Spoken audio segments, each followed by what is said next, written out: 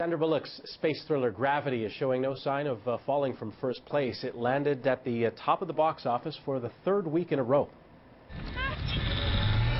Explorer's been hit. Explorer, do you read? The 3D space epic co-starring George Clooney made $31 million this weekend.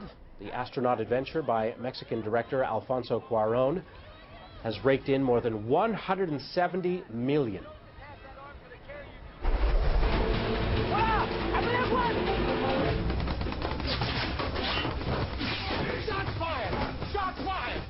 Captain Phillips sailed in at number 2, earning $17.3 million. The high seas drama starring Tom Hanks tells the story of a cargo ship captain held captive by Somali pirates. The action flick is based on true events. They're gonna laugh at you. They're all gonna laugh at you. Oh, Carrie comes in at number 3, earning $17 million. Julianne Moore and Chloe Grace Moretz bring the famous telekinetic teen back to the big screen. Now, with that, Twitchfilm.com film critic Jason Gorber joins us as always. Jason, how you doing? Hi, Scott.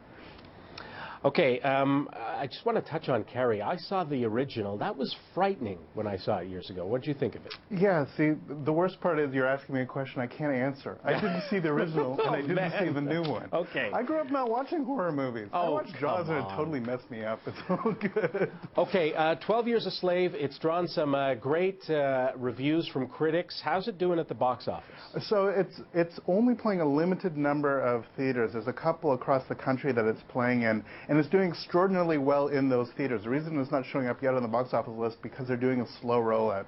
This is an extraordinary film, and as we were making all the puns before about Gravity not falling from first place and Captain Phillips sailing away, this is, here we go, captivating. This is an incredible, incredible movie based on a true story of a man who was sort of hoodwinked into being sold into slavery for 12 years. He was a free man brought from the northern United States and sold into slavery in the South.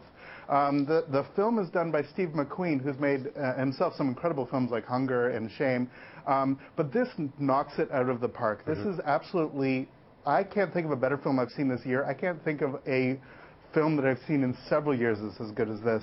The performances are incredible. This is the most beautiful mix of an epic, beautiful art film and an incredibly intense and accessible story. It is extraordinary. Everyone should see this film and expect enormous run for it once Oscar nominations start coming out. Absolutely. Benedict Cumberbatch in another film about Julian Assange. How's it doing? Yeah, so The Fifth Estate is terrible. So Benedict is... What do you mean by that? Yeah, Benedict is amazing in 12 Years a Slave. He's one of these extraordinarily nuanced characters. In Fifth Element, they tell the Julian Assange story, and it is so heavy-handed and so just banging down its point that it just becomes boring. Again, both of these films play the Toronto Film Festival. Fifth Estate actually opened TIFF. So when you have all these actors, you see them all at once in all the various films that they're doing. So you got to see Benedict in like 3 films. You saw Daniel Bruhl also in Rush. Rush is extraordinary, still out in theaters. Fifth Element, kind of terrible.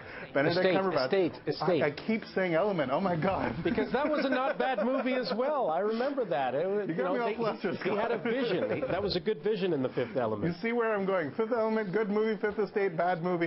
Good TV news show on another network, but we shouldn't talk about that either. Got it. Okay, Sylvester Stallone and Arnold Schwarzenegger. You combine the two. How does that do? I mean, the review in the Star wasn't that great.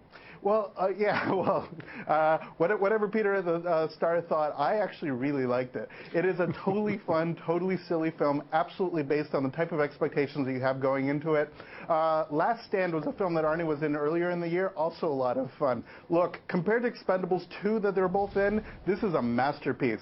So yeah, it's not particularly great, but it's a very fun 80s style film with a little bit of sort of procedural TV moments in it, but honestly, it's worth seeing. It is not the film you should rush out to see, but you know, if you just want something completely counter-programming, it's one worth checking out. Absolutely. Okay, the reminder is that people can follow you at Filmfest_CA. Jason, thank you very much. And go see Fifth Element, but not Fifth Estate. There we go. Got it. I'll remember. All the best.